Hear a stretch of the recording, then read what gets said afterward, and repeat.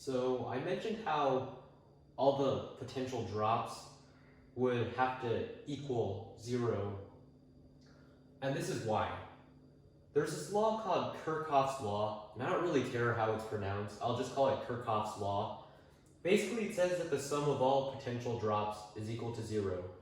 So what this means is that when you go through the battery, you get an electric potential of plus V.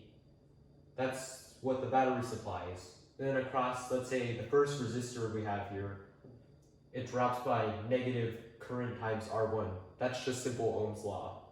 And then in the second resistor, it drops by negative IR2. So what Kirchoff's law is saying is that sum of all these changes equals 0, meaning that in one full cycle, so let's say you have point A here, as the current travels through the battery, it gains plus V, then drops by negative IR1, and then drops by negative IR2. By the time it gets to A again, it will be no different. The electric potential will be no different from where it started. So what this is saying is that plus V minus, say, IR1 minus IR2 equals 0 for this circuit. So there is another device in a circuit, and it is known as a capacitor. And what a capacitor does is it basically just stores electric energy by storing electric charge on its surface. And it's basically just two metal plates that are close to each other. And it just kind of steals the electrons that the battery pushes into it. Assuming that this switch, another device, is closed, meaning that there will be a circular loop. So if the switch is open and then it's closed, the current that initially flows because of the resistor will decrease to 0 as the time approaches infinity, because the capacitor is busy gathering all the charge it can. Because once the capacitor is charged completely, there's no reason for current to continue flowing. So the current just becomes 0, I guess. And then the charge, well, as you can guess, it'll approach however much charge the capacitor can hold. And these are the equations that model how much current and how much charge flows or is in the capacitor respectively.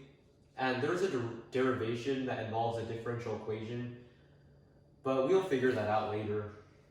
And then the capacitance, the charge, and the voltage can be modeled in this equation that we can also add to our equation repertoire. So just a quick problem, I guess. So let's say you have a capacitance of 8 microfarads. Farads is the unit for capacitance. And then you have a charge of 5 microcoulombs.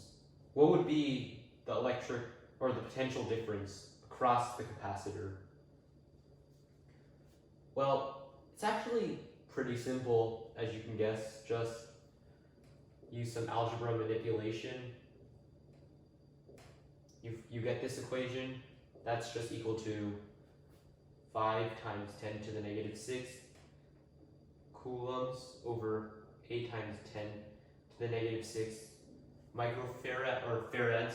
That's equal to 0.625 volts.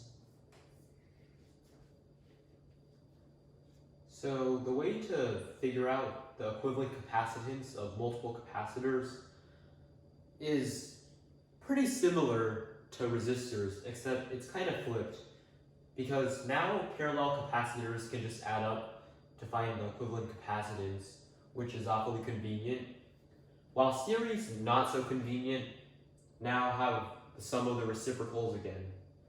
And for the sake of time, I don't want to bother you with any more practice problems for easy stuff like this, so I'll just get to the next topic we need to cover. In order to calculate the capacitance without already knowing the voltage or the charge, there is a simple equation, which is capacitance is equal to I don't know what the symbol is called, I'll just call it K, times epsilon 0 times A over D, where K is the dielectric constant, which is basically a measure of ability to store electric energy, and it depends on what's in between the two parallel plates. Epsilon 0 is the permittivity of free space, which is basically a number to quantify a vacuum's ability to transmit electric fields. The area of a plate is pretty self-explanatory. It's just, well, the area of the two parallel plates. And the distance between the two parallel plates is also pretty self-explanatory. So let's do a practice problem, I guess. So we want to find the capacitance of a capacitor with two circular parallel plates. Let's say that they have a radius of r equals 3 centimeters. We know epsilon 0 to be 8.85 times 10 to the negative 12. I forgot the units, it doesn't really matter. Let's just say that the distance between the two parallel plates is 5 millimeters.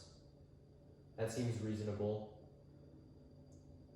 So we have r equals 3 centimeters, d equals 5 millimeters. We're just going to assume that there's a vacuum in between the two plates, so dielectric constant is just 1. Well, let's see here. In order to solve this, we can just plug everything into the equation. So C equals K epsilon 0. The area of the plates is pi r squared over D. So that's 1 times 8.85 times 10 to the negative 12 times pi times r is 0.03 because we're keeping everything in SI units, times the 5 millimeters. So, let's see. So our answer is just going to be 5.005 times 10 to the negative 12 farads. So let's introduce inductors. So what an inductor does is it's basically a magnetic coil that opposes any change in the current. So let's say we have this switch that was originally open, and then we shut it closed like it is now. Well, if there was no inductor, the current would just go straight to V over R by Ohm's law.